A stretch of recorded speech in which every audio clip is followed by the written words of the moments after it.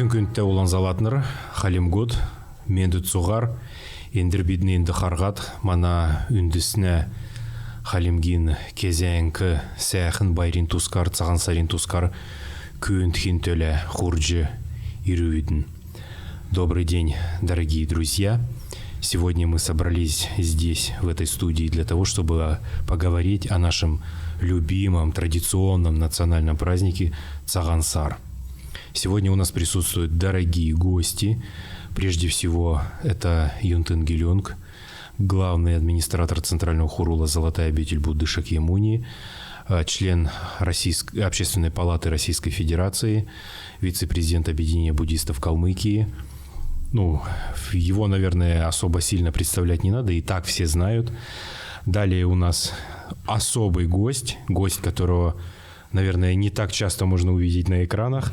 Это Элара Уляевна Макаева, кандидат филологических наук, доцент, специалист по буддийской астрологии, по калмыцкой астрологии, специалист, которая создала в 90-е годы книгу «Хальмык Зурха». Наверное, многие из тех представителей старшего поколения, кто слышал, видел или читал эту книгу, сразу узнают ее автора. И особый гость тоже нашего сегодняшнего эфира – это сотрудник научного центра при Калмыцком государственном университете Падма Викторович Миняев. Падма Викторович Мендет. Итак, сегодня мы собрались здесь для того, чтобы обсудить Цагансар. Существует сейчас много разных точек зрения о том, когда его нужно праздновать, как его нужно праздновать. Одни говорят одно, другие другое. Я считаю, что наши национальные праздники – это та этнообразующая, очень важная такая константа, которая бы могла, наверное, вместо того, чтобы быть сегодня яблоком раздора среди всех калмыков, могла бы быть как раз-таки вот этим мощным объединяющим фактором, тем фактором, который позволил бы нам перешагнуть рубеж 21 века и пойти дальше. Поэтому сегодня мы поговорим и о традициях празднования, поговорим о культуре, которая сложилась на протяжении достаточно длительного времени у нас, у калмыков, об астрологических аспектах поговорим, о тех легендах, которыми сопровождается этот праздник. И, пожалуй, наверное, нужно начать, точнее, отметить то, что сегодня, собравшись здесь, мы сначала планировали поговорить на калмыцком языке, однако, понимая, что аудитория, которая будет смотреть, слушать нас, достаточно сузится, мы решили провести этот эфир все так же на русском языке, как и прежние эфиры, которые проводила Радио Бумба. Сегодня здесь, наверное, начнем с духовного лица, как это полагается вообще традиционно, не с кого из светских, а именно с духовного лица, поэтому Юнтын Гелюнг. Гелюнг – это достаточно высокий титул, это человек, который держит 253 обета, в отличие от всех остальных мирян, вообще иногда не соблюдающих никаких обетов. Вам слово, Юнтын Гелюнг. Спасибо. Говоря о Цагансар, я, наверное, больше расскажу именно о религиозной, скажем так, составляющей этого праздника. Во-первых, как мы все знаем, что это первый месяц весны, то есть если тибетцы, монголы, буряты, тувинцы отмечают этот день как наступление Нового года, то калмыки отмечают этот день как день наступления весны. Но в остальном практически все очень схоже. К примеру, та же легенда о Кунтынгыр, который считается, что именно в этот день, первый лунный день месяца дракона, на рассвете ночью, спускается и облетает землю. Эта легенда, она похожа, и причем очень сильно похожа как у нас, у калмыков, так и у тибетцев, и у других народов. Есть много разных, скажем так, версий этой легенды, но смысл один и тот же, что Кунтынгыр в свое время спасла род человеческий и от злого Мангуса, и после этого начался снова рассвет, скажем так, процветание, что, собственно, у нас происходит весной, как мы все понимаем. Поскольку я буду рассказывать больше о религиозной составляющей этого праздника, то как раз таки больше буду говорить об Окон-Тенгр, что это за вообще божество. Во-первых, это божество относится к классу Чокёнг или же Сякюсн, защитники. Как вы знаете, это определенный класс божеств Сякюснов. Такие основные защитники, например, защитники школы Гилуп — это Махакала, Окон-Тенгр, Байнамсыр и Эрликноменхан. Да? Но кроме этого есть еще много других защитников, такие как Тэч-Тенгр там, да, и так далее. Вот. И особое место, скажем так, у калмыцкого народа занимает именно защитница Окон-Тенгр. Вот, и как защитница калмыцкого народа. И в день Окон-Тенгр, этот день, первый лунный день месяца дракона, так и называется, Окон-Тенгриншины часто, и в связи с этим название ритуалов, которые выполняются в этот день, так и называется Цухто Окон-Тенгриншинин Балинк Эркхёсн. Это те ритуалы, которые выполняются в Хуруле ночью на рассвете. Ну, кстати, пользуясь случаем, тоже приглашаем верующих, то есть на рассвете 3 марта в 3 часа утра, ночи, в Хурул на этот ритуал Цухто Окон-Тенгриншинин Балинк Эркхёсн. Это ритуал подношения Окон-Тенгр. То есть, как я сказал, что в это время Окон-Тенгр спускается, и мы тем самым встречаем ее такими подношениями. Монахи изготавливают специальные из теста, специальные приготовления, такие, которые называются торма или балинг по-калмыцки, разных цветов, там красные, есть белые, есть желтые. Вот, и проводится специально особый ритуал, который, поскольку Окон-Тенгр это является сякюсном, то для того, чтобы обращаться к Окон-Тенгр в полной мере, мы должны сначала там провести ритуал самопорождения в образе Ямантаки. Но это уже из разряда тантры, я сейчас не буду все объяснять, но это такой сложный немножко ритуал, вот, но он очень важный, потому что именно в этот день, это такой очень важный день, от которого очень многое будет зависеть на, скажем, ну, еще дополнительно следующий, да, год. Вот. Ну, а после уже в 9 часов, как обычно, как все привыкли, уже торжественная часть этого праздника. Вот. Ну, самое главное, что следует знать, это верующим, что важно именно вот это время на рассвете. Это самое важное время в этом празднике, поэтому нежелательно, чтобы в это время вы спали, потому что так, есть такое тоже поверье, что когда Окон-Тенгр будет пролетать и увидит, что человек спит, он будет считаться мертвым, да, ну, то есть, ну, не надо понимать это буквально, да, но смысл такой, что это такое время, когда как раз-таки нам нельзя упускать такой возможности, и наоборот, необходимо проснуться на рассвете, если не можете приехать там в Хурул, там, да, или, ну, сейчас тоже в связи с пандемией, может быть, не стоит, многим людям стоит поберечься, то обязательно дома нужно зажечь лампадки, поставить на алтаре специальные подношения. Тоже многие люди спрашивают, можно ли ставить, значит, в подношениях мясо, то на цагансар мясо можно ставить. Более того, допустим, в ритуале, значит, Цухто Окон-Тенгриншинин Балинк Эркхёсн, там ставится даже, ну, раньше ставилась голова барана, позже она стала заменяться головой барана из теста, какие-то, или же какой-то другой фигуркой, напоминающей голову барана. Но как бы там ни было, это все-таки считается голова барана. То есть подносить мясо в этот день Окон-Тенгр можно. Вообще, если мы говорим о подношениях, то классом именно защитников сякюснов им можно подносить мясо, точно так же, как можно подносить алкоголь. Ну, а есть определенные классы божеств, которым нельзя подносить. Это все зависит от разряда тантры, который практикуется верующим. То есть, если это крия-тантра, то мясо подносить нельзя. Если это анатара йога-тантра, то мясо подносить можно. Но немножко отвлекаюсь от темы. Вот, ну, как самое главное верующим знать, что в этот день спускается Окон-Тенгр, мы зажигаем лампады, как бы встречаем Окон-Тенгр. Может быть, мои коллеги более подробнее расскажут, как именно встречает цагансар, скажем так, в народных традициях, то есть не в хурулах. Прежде чем, наверное, перейти к этому обсуждению, я думаю, будет важно поставить как бы такой вот реперную точку в этом вопросе. Просто существует мнение, что Окунтингр — это старинное божество, еще добуддийское божество, и что это просто имя перешло от добуддийского божества на буддийское божество. На самом деле ведь Лхамо — это дословный перевод, как раз-таки, Элла Руляевна, вы как тибетолог можете с уверенностью подтвердить то, что... Лхамо. Да. Палден Лхамо. Лхамо — это есть как раз Окунтингр. Лха — это Тингр, а Мо — это Ик. Это полная калька с тибетского языка, и таких божеств ведь много. Да? Это и, например, Герильта Окунтингр или Одзер Ченма.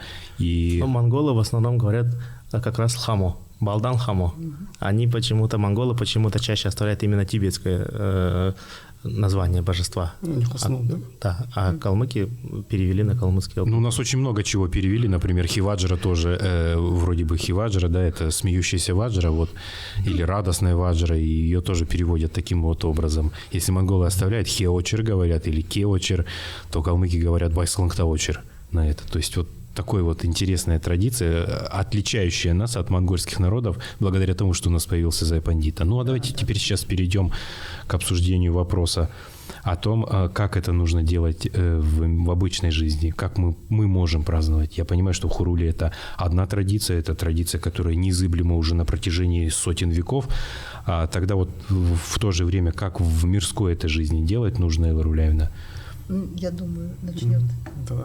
Ну, хорошо, давайте тогда с Бадмы Викторовича начнем. Бадмы Викторович. Ну, нужно подчеркнуть, что Цагансар — это один из любимых, даже самый любимый и самый основной праздник калмыков и всех монгольских народов, это бесспорно. Конечно, и существуют свои национальные, можно сказать, такие черты этого праздника именно у калмыков, у айратов.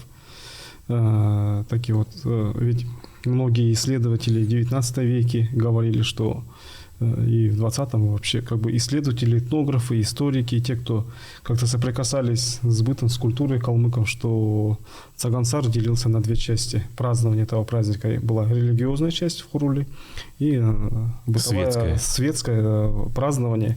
Это в народе, народное празднование. То, что мы знаем, в советское время, естественно, праздновали его семейно-бытовым образом, не было у нас ни хурула, все было порушено, разрушено, и такая религиозная часть как бы оставалась вне зоны внимания. Вне зоны доступа, как говорится сейчас в современности. Ее как бы даже единственное у нас бытовое, что это было как-то исполнение буддизма. Зул, лампадку зажигали, борцки делали. И обязательно то, что на Цагансар кюнгшу гаргана, говорит, это запах масла, жира, то, что где борцки. Даже и пишут, и говорят такие вещи, что когда у бедняков не было ни масла, ни теста, ни муки, брали как бы старую кашлу хурумшу и ее поджигали, чтобы запах был гари в доме, как кюнгшу юнер. Между прочим, вот это вот понятие кюнгшуюнер, да, оно существует не только у монгольских народов, хотя, казалось бы, это наша какая-то традиция, но и вообще у всех кочевников Центральной Азии. Вот что интересно, я бы хотел добавить, вот, к примеру, у алтайцев, хотя у них буддизма практически не осталось сегодня, но у них в определенные дни нужно запах дыма этот выдать, так сказать, у хакасов осталось, у якутов, кажется. Тюрков в Сибири, да? Да, и даже у казахов и киргизов эта традиция сохранилась. Вот что удивительно. То есть это некогда была действительно одна какая-то сфера. Один ареал тюрко-монгольских народов Центральной Азии, как бы такие нерелигиозные вещи, как бы такие культурные, этнографические, то, что нас определяли, они как бы имели место быть у всех народов, у монголов, у тюрков. И так вот про Цагансар. Цагансару у нас существует несколько таких легенд, версий, празднований. Бадмы Викторович, а можно сейчас, пока до того, как мы начнем говорить о легендах, еще рассказать о том, как делается крапление? Вот это очень важный момент. Я думаю, что немногие сегодня калмыки знают вообще о нем. Есть такой термин, понятие у калмыков, как зулук, ирк, утренний чай. Берут хозяйка либо хозяин утром, переступали порог, правую ногу выставляли за порог. Выставляли за порог, это хальмгарка, по-калмыцки алхат. Да? Обязательно нужен был головной убор либо для женщины платок, для мужчины шляпа, какая-то шапка, махла. И вот половник, шанга, и опрыскивали как бы Цацл, да? Цацил делали, зулук юргдык называется. Крапление. Я тогда думал, зулук такое, очень такое интересное слово. В наших словарях, в калмыцко-русском словаре 1977 года его нет. Вообще нет его. Вообще нет этого слова. Ну, это была, видимо, какая-то религиозная лексика. Спрашивал у своих преподавателей в университете зулук. Ну, в 2007 для меня вот открылась эта, можно сказать, языковая тайна какая-то, когда мы посетили Западную Монголию в 2007 году с экспедицией. И айраты Западной Монголии, они сплошь все говорили это зулук слово. Я лично встречал это слово, узнал от Чемидор Джилама и у западных монголов, у айратов, дербетов, тургутов, захчинов, проживает в Монголии. Слово зулук, значит, оно в какой-то части калмыков оно есть, а в большей части, видать, либо оно утратилось, либо оно как бы и не распространилось дальше. Вот зулук юргна, я вот, например, большая часть калмыков говорит цацылыркы, цацхы, ну, наши вот в семье всегда говорили зулук юргка, вот это я помню. Зулук юргат, и за день до наступления Цагансары, так как Бучинда, да? Да, бютюэдер. В Монголии говорят бютюэдер, но у нас это, вот так, по-моему, может быть, забылось, скорее всего, это слово. Ну, у Цирена Карсункива оно есть. Да, есть. Тогда обычно зажигали зул дома, потому что это темный день, там наступление темных сил, обязательно должна была лампадка на алтаре. И весь дом подготавливался к этому празднику. Запах борциков стоял. Кто-то делал, например, в одном котле, можно сказать, варилось мясо, хойнатолагар дейджирка, это как бы подношение, да, бараньей головы на алтарь.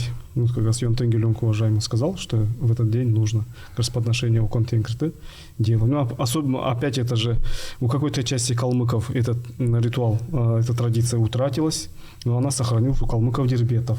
Вот я сколько с детства знаю, что дюрюткүн хойна толагар дейджиргне. Но в основном у калмыка она сохранилась у калмыков-дербетов. Это ритуал хойна толагар дейджиргка. Хотя его нужно возрождать, это несомненно. Ну вот я, например, знаю, наша бабушка всегда говорила хойна толгауга болхла, если нет овечьей головы, хуцборцгин а вот терхойна толганчина гертептингет. И, ну, в этот день, за день до того, как по-калмыцки говорят, ömenедер, была подготовка, убирали весь дом, все стряхивали на улице, как бы готовились к празднику, как все нормальные люди, можно Там сказать. есть такая еще очень интересная традиция, Варуляевна, вы, наверное, тоже, да, знаете, и даже описывали, наверное, ее, когда вот протряхивают специально вещи, развешивают их для того, чтобы они проветривались, да. И натягивали веревку, натягивали веревку, потому что нужно было надевать на цагансар новую одежду. Новые вещи одевали, ну, естественно, большая часть калмыка новая одежда откуда? Одна всю жизнь с рождения, можно сказать, одни портки, одна рубаха, и так оно и шло. Но сейчас можно. Да, но сейчас, конечно, можно, да. Сейчас можем себе позволить это. И вот это называется ритуал сергайха, салькурулха. Кстати, вот когда тексты тоже там раз в год должны же тоже или салькурулха, или сергайха говорят, их это тут похоже, да? Да. Это тоже самое, как бы, ну, потому что, видите, это кочевой быт, ничего не выносилось, не освежалось, так оно лежало, сырело, можно сказать, это одежда в сундуке, а в дрыньоралда, как говорится. И ее выносили, обязательно сушили, проветривали. А можно еще один вопрос тогда вот в эту же тему? А почему некоторые старики говорят, что вот эти вещи, которые вывешиваются, они, наоборот, кишик хураха йоста? Что это за такая традиция? Ну, скорее всего, наверное, и связано с кишик, потому что вся жизнь калмыка, вся жизнь монгола, она строится вот таким под понятием кишик. Это все кишик далх, кишкасынзе, да, есть такое понятие, да, когда говорят, это избавляешься, или как это по-русски перевести это слово, лишаешься этой благодати, счастья этого кишк. Кишкан юльдах, кишкан сурхы, или у покойных, например, родственников тоже говорят, кишкан юльдана, если дочка замуж выходит, тоже у нее кишкан юльдана, это срезают кончики ногтей, там волосы. Или же, например, скот, когда продают или отдают, обязательно тоже говорят там дель сюлесн, обязательно, да? Или сангнагасин. Да, сангнагасин, я знаю.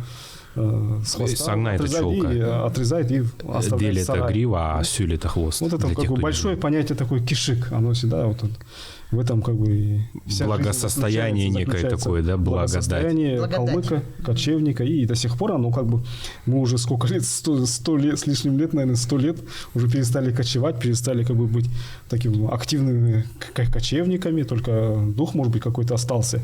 Но вот это слово кишик, оно как бы идет из поколения в поколение безразрывно, оно связано как бы То есть и вывешивание одежды на Сагансар тоже было одежды, связано? это тоже как бы кишик, оно освежается и как бы обновляется эта одежда. И вот всё. Получает новый кишик на новый Да. Как это период. мы хоть и говорим, это у нас праздник Цагансар, это начало весны, не Новый год, но какие-то элементы Нового года в нем все-таки присутствуют. Но они не могут не присутствовать, потому что ведь раньше Цагансар праздновался вообще в сентябре, Лара Улявина. Вот давайте, наверное, вы тоже немножко скажите об этом. Ну, надо сказать вообще, что календарная система, она же связана и с природно-климатическими, да, условиями, ландшафтом, и с историческими событиями. И поэтому, конечно, имеются определенные отличия даже от такого близкородственного народа, как монгольский народ. И поэтому календарная система монголов, допустим, и калмыков, она имеет отличия. свои отличия. Хотя, конечно, в основе общность – это, конечно, одна. Об этом говорили мы сейчас. Ну и вот то, что, допустим, у нас наступает первый весенний месяц. У монголов это месяц тигра, Барсар, а у нас это месяц дракона, да? Как мы говорим? Уже Лусар будет, да? Лусар. То есть мы на 2 месяца сдвигается у нас название, да? Мы живем раньше, чем монголы, на 2 месяца, да? Барсар у нас второй зимний месяц. Второй зимний месяц, конечно, да. Ивлин Дундасар, средний месяц. Но он начало года у нас, по-любому. Он начинается с Барсар. Ну, у монголов тоже с Барсар, но у них это первый весенний месяц. Хотя еще холодно, я знаю, в Монголии будет холодно еще до мая практически. Холодно. Да, конечно, но как бы у нас это именно... И у монголов, конечно, весенний праздник, но у них это еще начало года.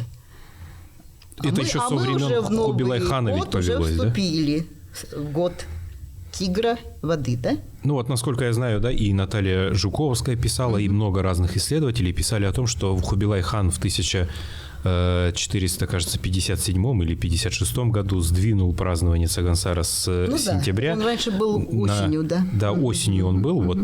Когда 1300, наверное, 1300, да, потому что в 1358 году же уже последний этот император, когда Юань накрылась, да, династия. Ну, вот так это же мы уже имеем как бы следствие, да, историческое. То есть перенесение праздника Цагансар. Это все возможно. В русском Петр I что ж перенес, правильно? Но почему-то ведь никто не говорит, что давайте вернем те древние праздники. Ну, уже как мы вернем, да? Допустим, даже общемировой календарь – это григорианский, да? А ведь раньше был юлианский календарь. Но другое дело, что наша страна, да, ну тогда это советский, как бы, она перешла на григорианский гораздо позже, конечно, чем страны Европы, да? Это только в 1918 году после Октябрьской. В таком случае у меня возникает интересная аналогия такая, Лара Улявина. То, что, например, европейские страны, какие-то другие страны, связанные с европейской вот этой культуросферой общей, перешли раньше, а наша страна позже, выходит тогда, что отличие календаря айратов от монгольского календаря на 2 месяца, это тоже такой цивилизационный прорыв такой некоторый был, нет? Понимаете, вот, конечно, надо еще, конечно, исследовать этот вопрос, что послужило тому, что у нас стал отсчет цикла, да, и 60-летнего, и все у нас идет отсчет с тигра, с бар, да? Юнтен-Гелюнг, а как это? Год, и месяц, и час, вот как раз Юнтен-Гелюнг говорил, да, о том, что вообще раньше же вообще не спали всю ночь, да? Накануне. То есть это была некоторая такая калмыцкая всеночная, так? Всеночная, да. Шел молебен, да, курули. И люди тоже бодрствовали. Ну, просто мы, конечно, вот попали... А вот я, кстати, хочу сказать, что синдзянские калмыки, айраты, да, они потомки наши, калмык, они соблюдают эту традицию. Одачин Унтулго. До сих пор не спят они. Ну, вот я, ночью. по крайней мере, когда была первый раз в 93-м году, в прошлом веке, 1993-м, нет, и потом... Не говорите в прошлом веке, а то молодежь подумает. И потом, ну, в прошлом веке европейском. Нет, понятно, что это прошлый век был, Да, просто... да. Да, у нас век 60 лет же, да? Ну да. Как бы у нас начался когда? 84-м. 87-м. шестом или каком-то? Седьмом. Да, новый цикл. 8. Я хотела сказать... Аравджин, который называется. У да, нас вот, к нам Аравджин. приезжал в 90-х годах известный синьцзянский ученый, профессор Нарбо, автор книги о Зая-Пандите. Да?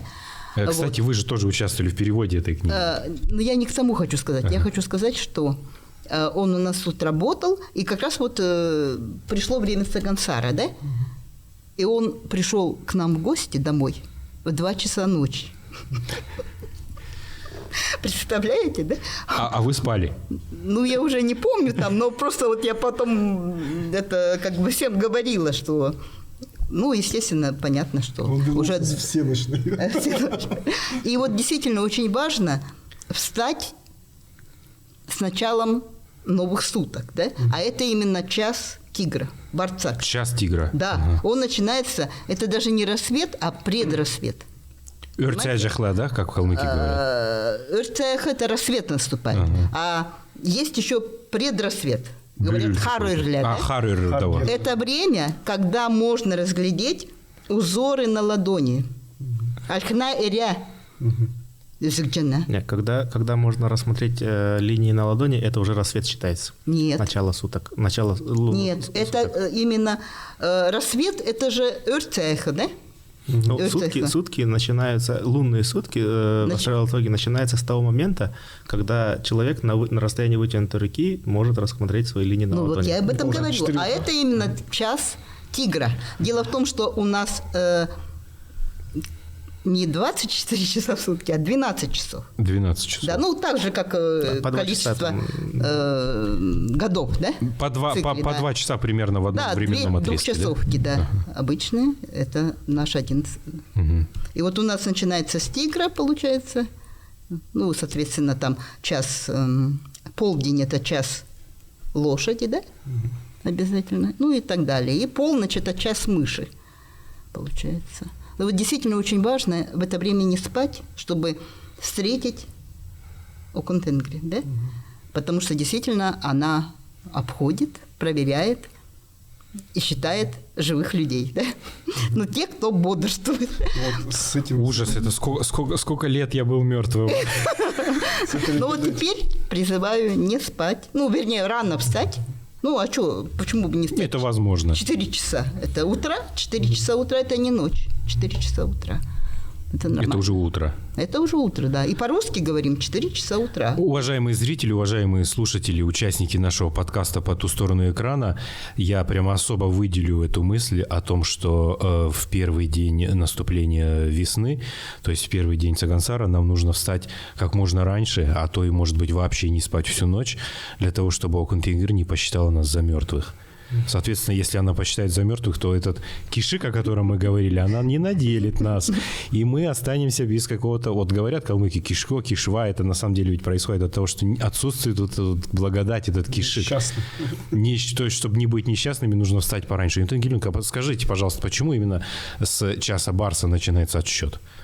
Ну, вообще, то, что мы говорим о Окунтенгир, да, посчитать за мертвых и так далее, это нужно понимать, что даже те люди, которые, может быть, не очень любят легенды, есть другое объяснение этому, потому что это время рассвета, оно считается самым важным временем в сутках, ну, с точки зрения астрологии, и даже, допустим, лунные сутки, допустим, они не совпадают с солнечными сутками. Конечно, они не могут совпадать. Как мы определяем, какой лунный день, это какие лунные сутки выпадают на момент рассвета, потому что эта точка как бы времени, она является определяющей, так скажем. И в это время лучше всего будет получаться у людей там, заниматься духовными практиками. В это время человек более, скажем так, восприимчив для этого. Поэтому даже если вы не верите в эти легенды, в это время первый день наступления, значит, весны, именно время рассвета, оно очень такое важное с точки зрения астрологии, чтобы его провести в таких духовных практиках, то есть когда мы зажигаем лампадку, когда мы ставим дейджи, когда мы читаем молитвы, это же наша духовная практика. Поэтому это время считается очень важным.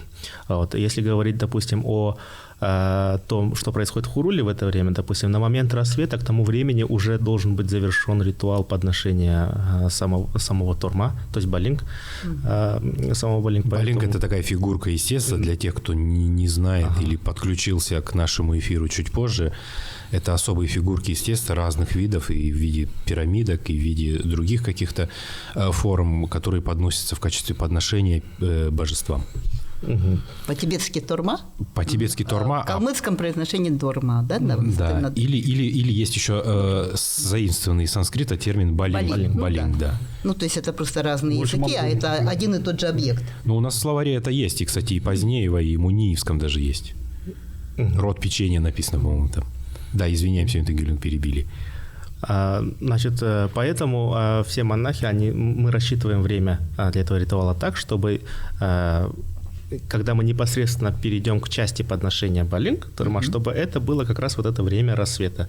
Примерно, учитывая, что, допустим, у нас рассвет наступает немножко по-разному, чем, допустим, там в Индии или в этом, мы эту поправочку тоже делаем, поэтому в этом году мы решили в 3 часа утра начинать, и как раз к рассвету мы как раз подойдем к нужной точке.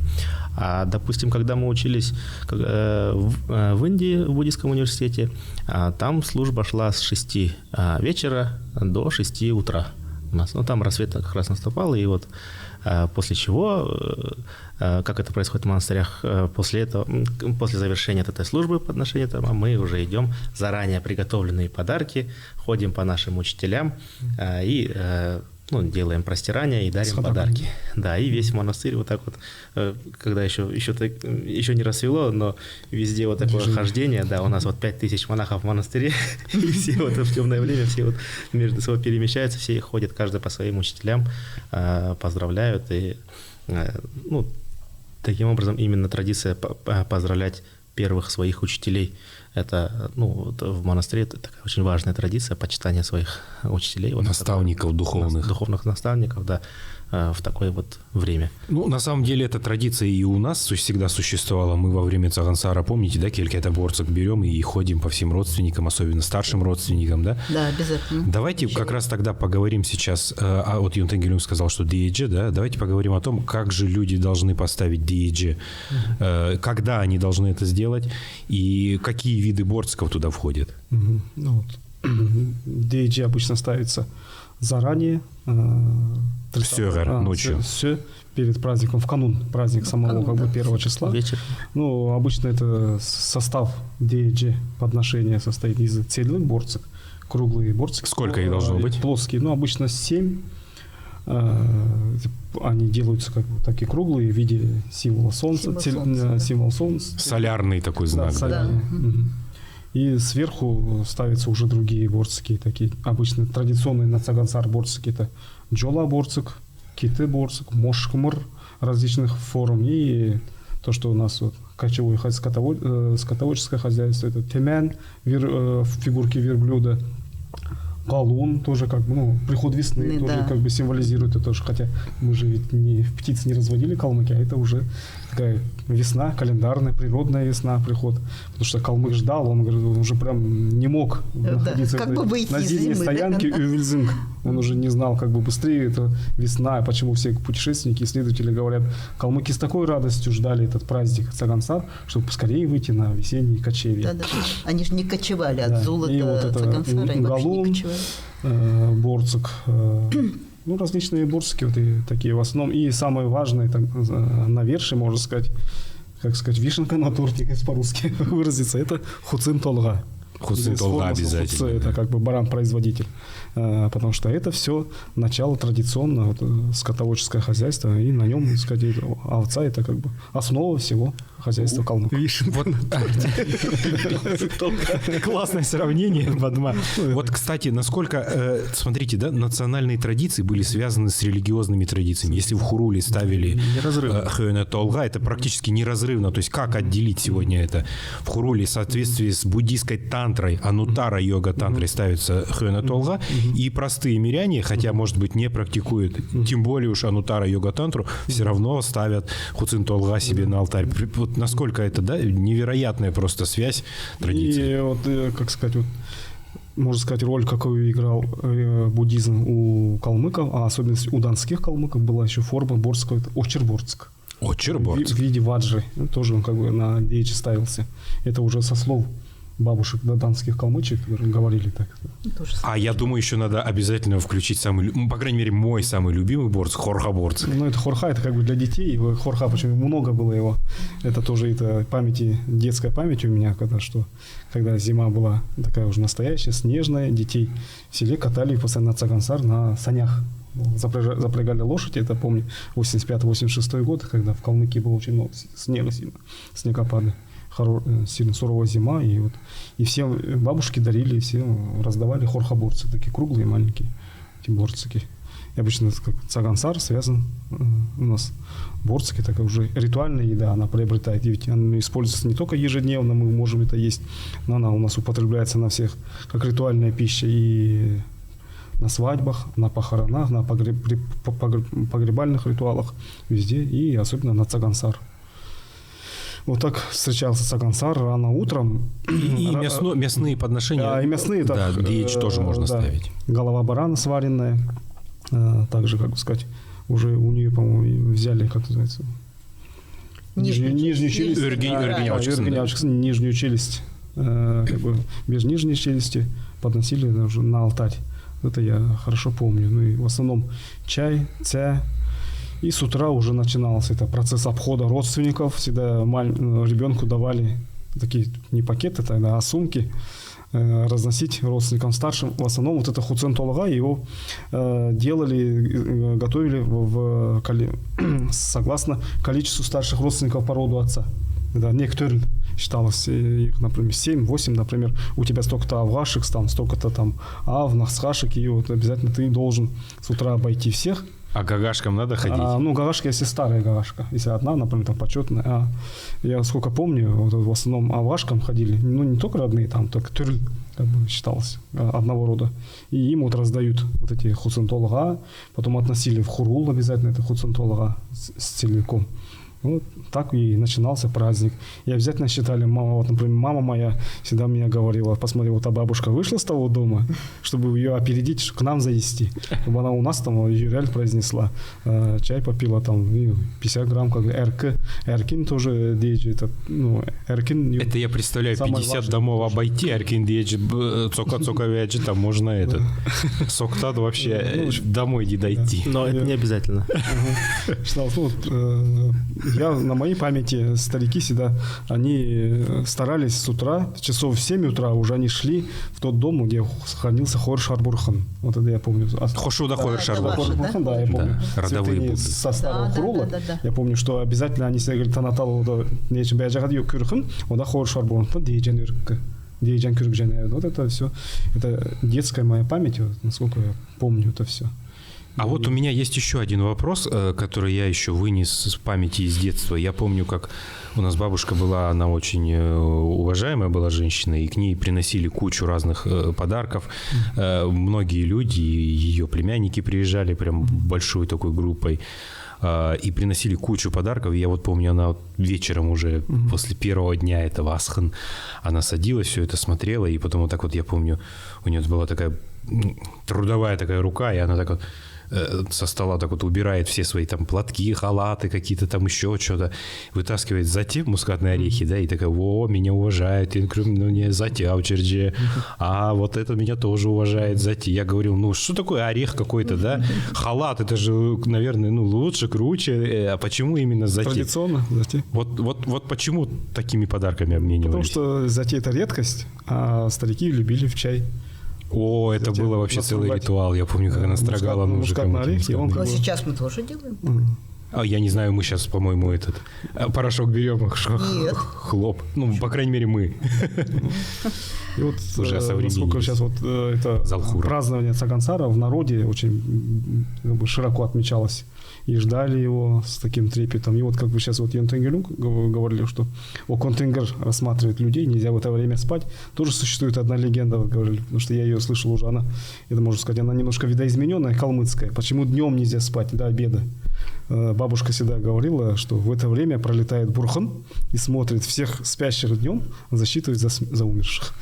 Ну, вообще, на самом деле, сравнение спящих с умершими в калмыцком фольклоре очень часто, да, вот это вот, как называется, почему у совы нет ноздрей, да, сказка известная, где как раз-таки говорится, я, говорит, считала, этиологическая сказка, да, у Чертатули, где она говорит, я считала тех, кто мертвый, кто живой, и кого же больше. Если спящих считать за мертвых, то их больше, да, так же ведь? Ты говорили, потому что спящие как бы за мертвых. И Родион Житецкий в очерках быта астраханских калмыков, которые он написал в 1884-86 году, описывает Цагансар, пишет, что вообще все празднование основное происходило в течение 15 дней, где первые 7 дней были посвящены чисто вот такому религиозному, ритуальному больше действию, а все остальные до самого Дюйцинг, Бурхна Дюйцинг, они считались уже более светскими. Насколько это у нас сегодня сохраняется где-то или нет? Ну, вот. Если можно сказать. Ну, вот как раз в Цагансар у нас вплоть до 15 лунного дня включительно, у нас эти дни очень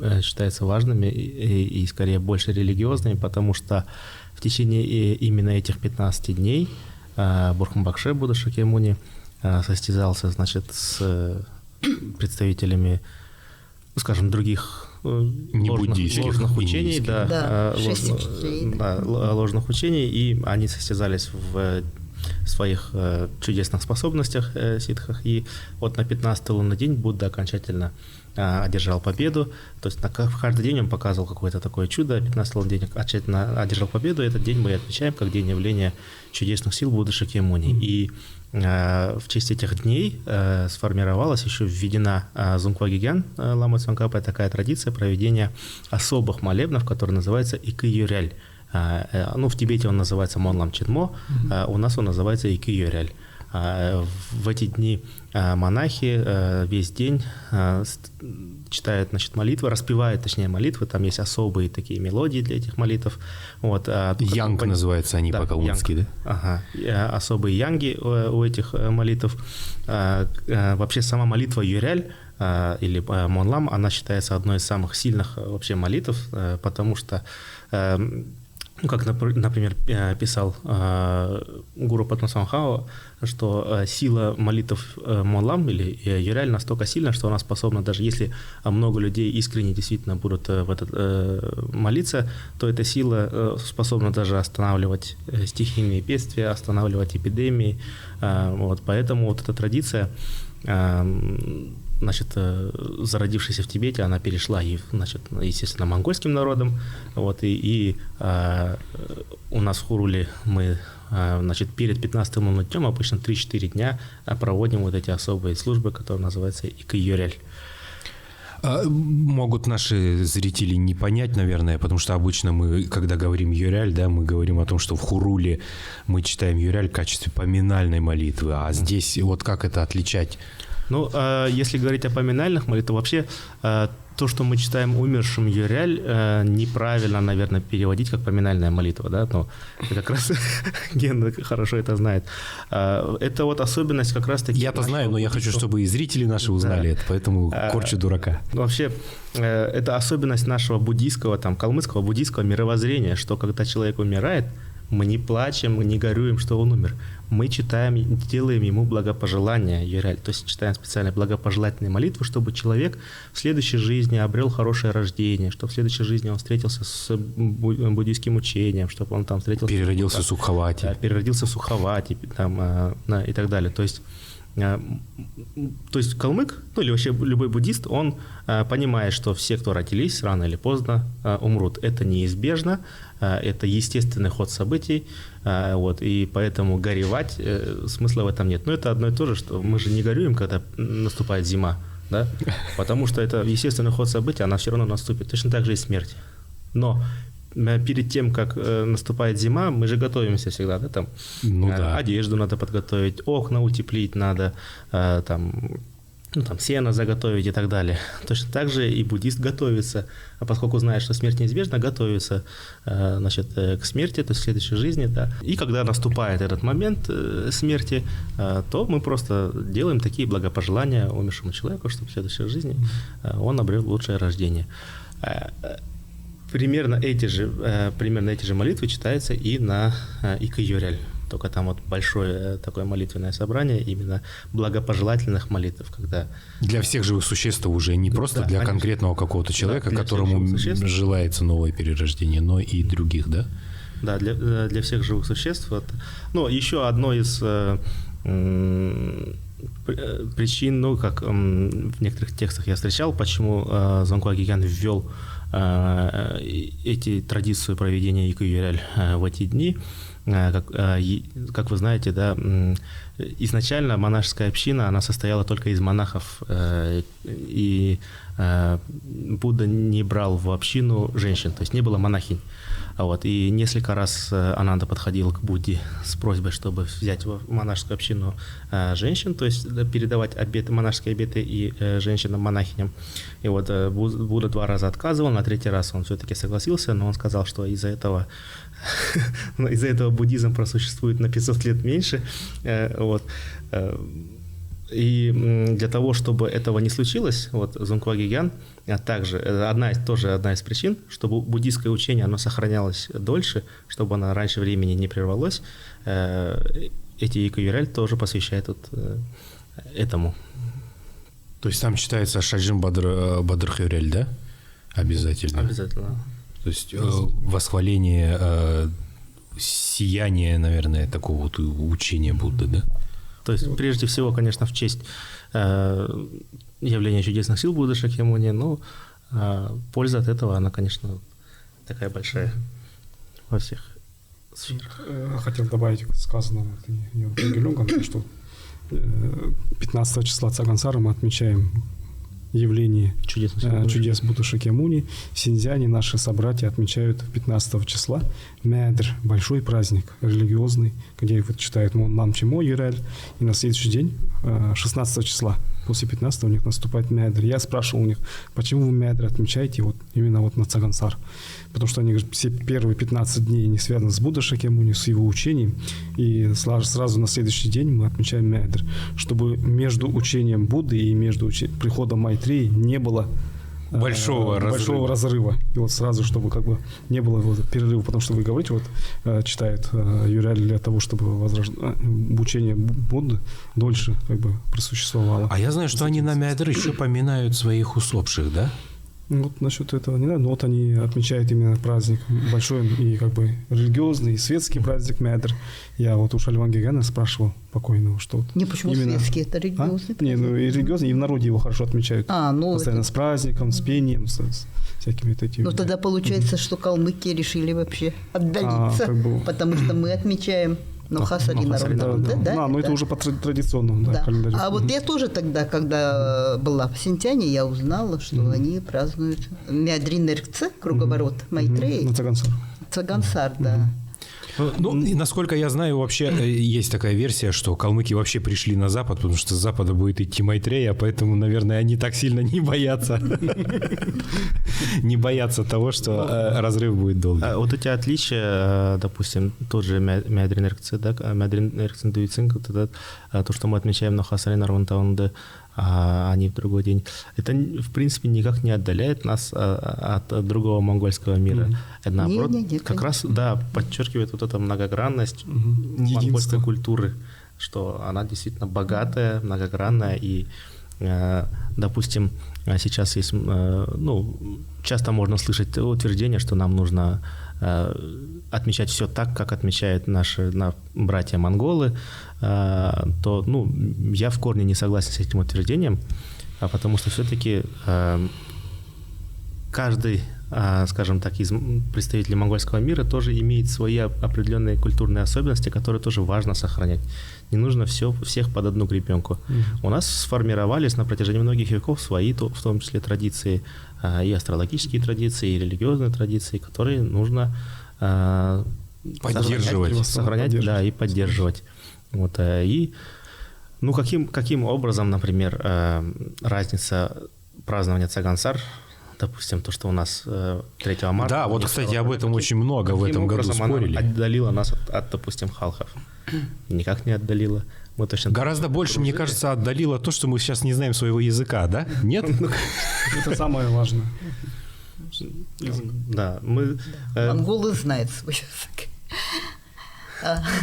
Кстати, вот хотела добавить, что по слову дюйцинг, да? Дюйцинг, да. В калмыцком языке есть слово дюйцинг, оно заимствование из тибетского языка. Да. Дуйчен – большой период, да? Буквально перевести на русский язык. И кыцак переводит в некоторых переводах заипонитый.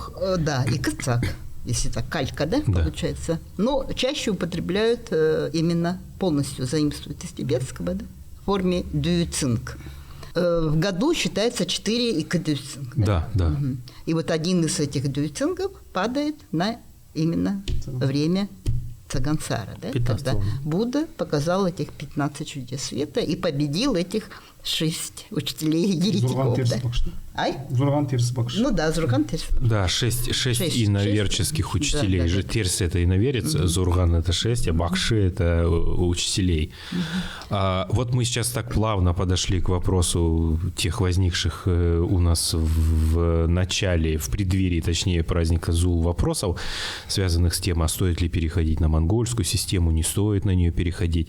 А давайте вот сейчас поговорим, еще раз, может быть, повторим для тех, кто это не слышал, или утвердим в знании тех, кто уже слышал это, разницу между астрологической традицией нас, калмыков, потомков айратов, и современной монгольской астрологической традиции, которые имеют некоторые существенные по временному периоду отличия. Давайте об этом вот прямо буквально кратко тоже обязательно поговорим, обсудим, потому что, я думаю, эти споры не утихают у нас, и люди, многие говорят, что да нет, нам нужно действительно прийти ко всему монгольскому миру. Я почему-то как-то вот после того, как мы говорили с Иларой Уляевной, уже 2 дня подряд мы разговариваем об этом с Йонтен Гелюнгом, с другими людьми, прихожу к мнению, что наша система астрологии – это была передовая система, и сегодня, когда мы говорим о том, что нам нужно перейти в какую-то общую систему координат со всеми нашими сородичами, мне вот почему-то кажется, что не будет ли это откатом назад? Вот как вы считаете? Это не будет откатом назад, конечно, да, но вообще переходить на какую-то другую астрологическую систему – это не такой простой вопрос, как кажется. Если рассматривать астрологию только как праздновать Цагансар и Зул, то, конечно, это легко.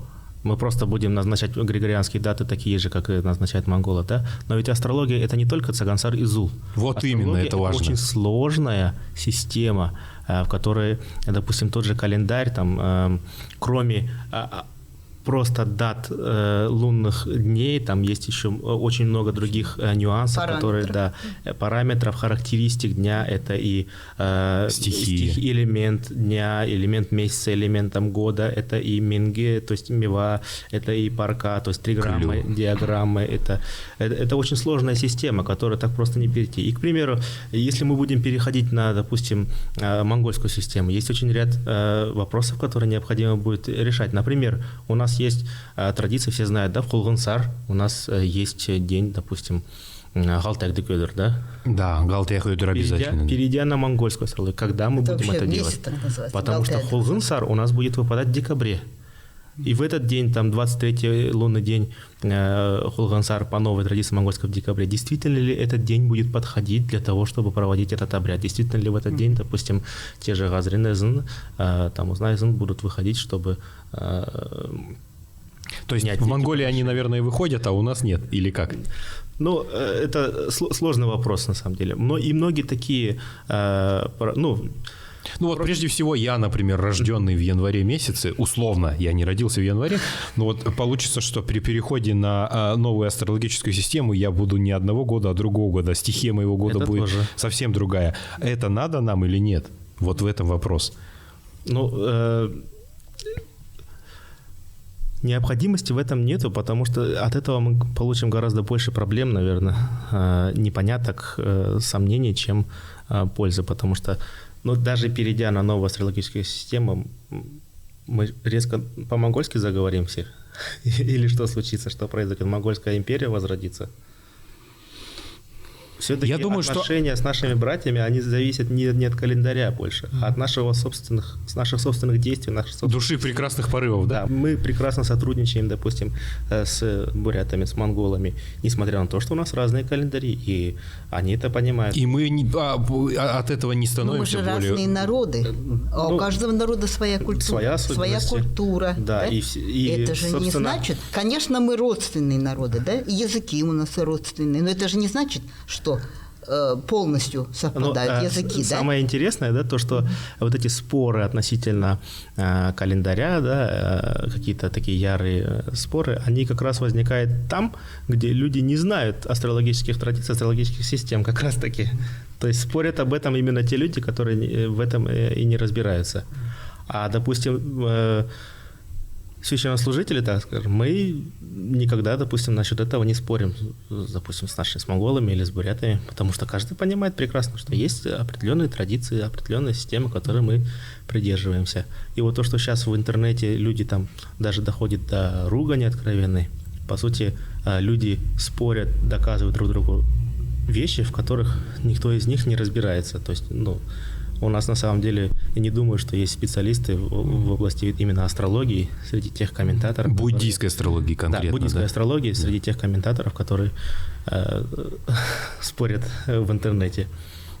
Я бы хотел добавить для всех наших зрителей, что Йонтен Гелюн, кроме всех титулов, которые я перечислил в самом начале нашей встречи, имеет 10 лет монастырского образования в Индии в монастыре Дрипунгаманг, а также он отдельно проходил буддийскую астрологию и является специалистом в ней, специалистом, который имеет моральное и профессиональное право говорить о том, как это и рассчитывается и что это есть, в отличие от многих тех людей, кто этого права, без обид, пожалуйста, к всем тем, кто будет смотреть, кто этого права не имеет. Дорогие друзья, у нас еще есть ряд вопросов, которые мы до конца не обсудили. Я понимаю, что мы уже достаточно долго, но в очень хорошем таком...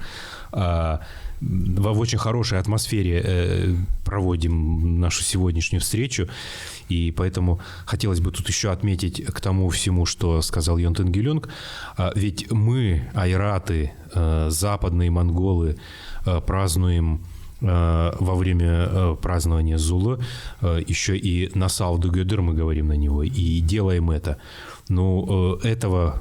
Параллельно со всем тем, что мы это делаем на протяжении достаточно длительного исторического периода, этого не делают ни халхи, ни чахары, ни хорчины, ни хурчины, ни удзумчины, никакие другие монгольские народы. Если мы сейчас перейдем с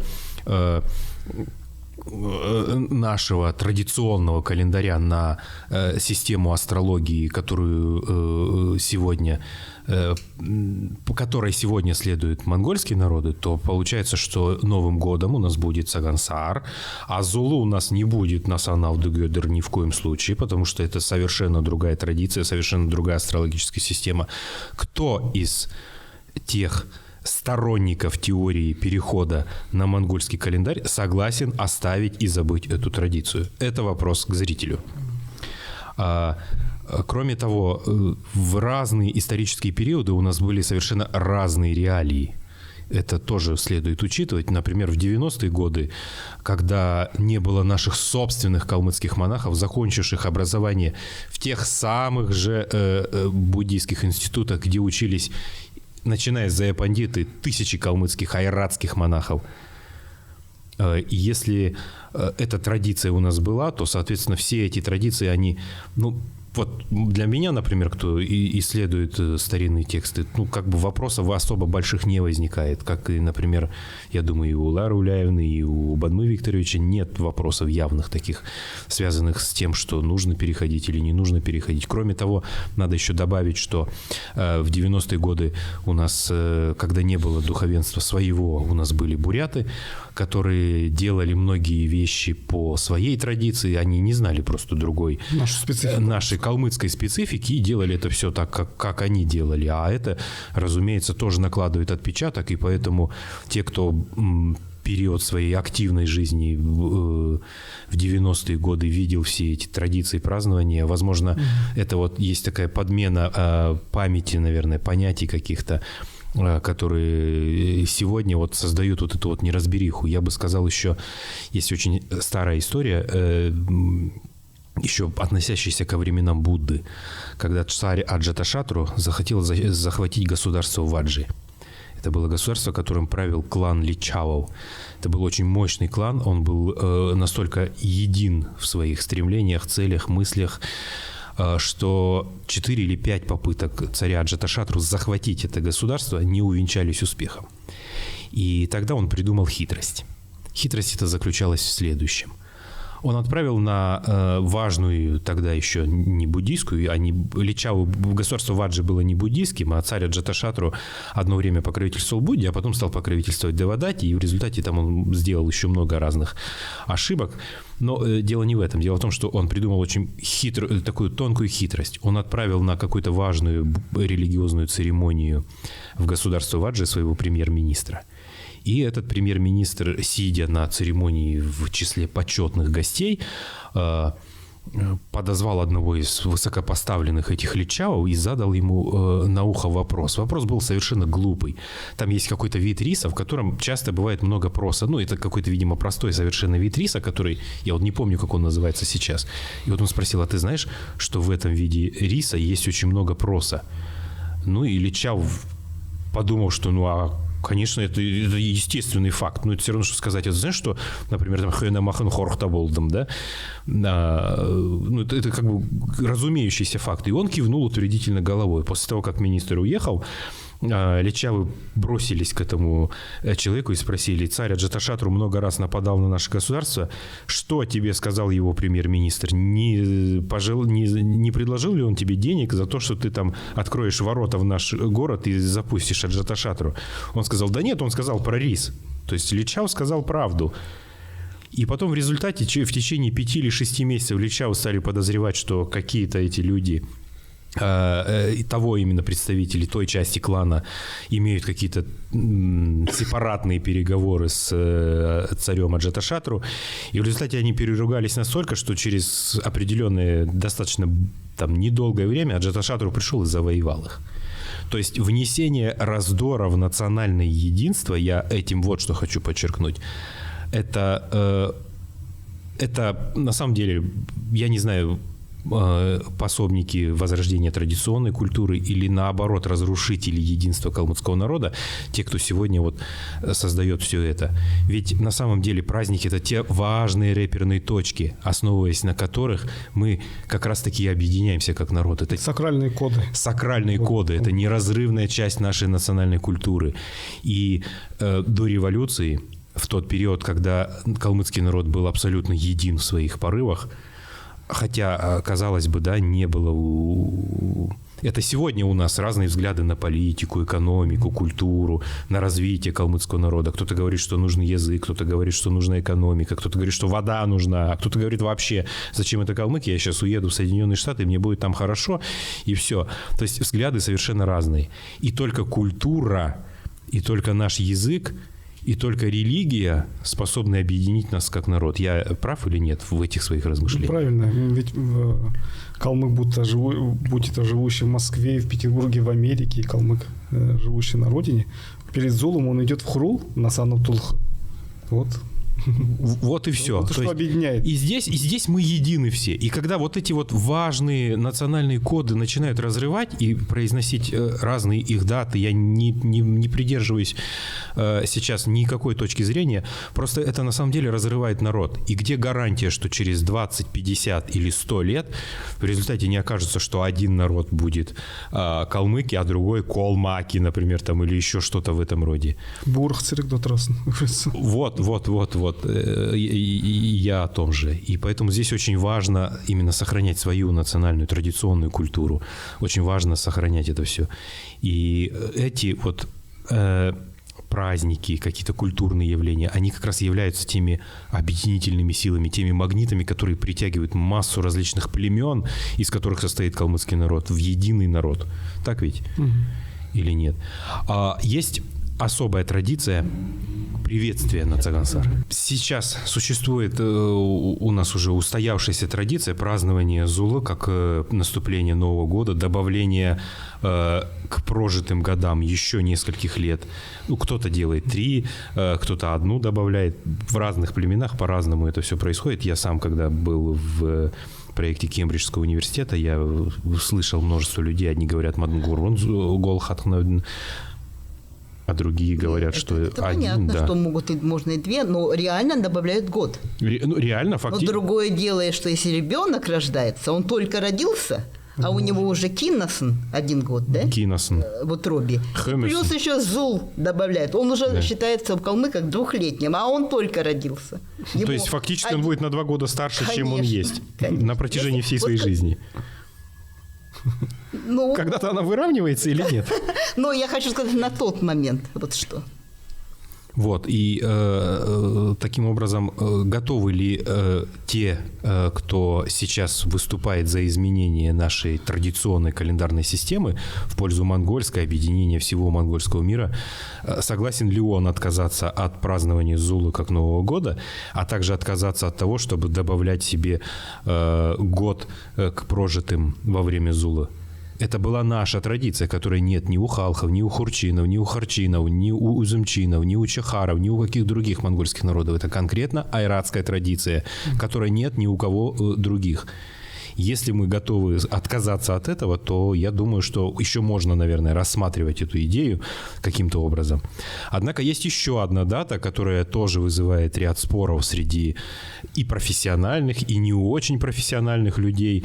Это дата празднования Джилинизн. Бадма Викторович, вот как вы считаете, как это происходило у калмыков? Ведь вы специалист, который глазами, по-моему, своими, увидел все, что можно было увидеть о калмыках.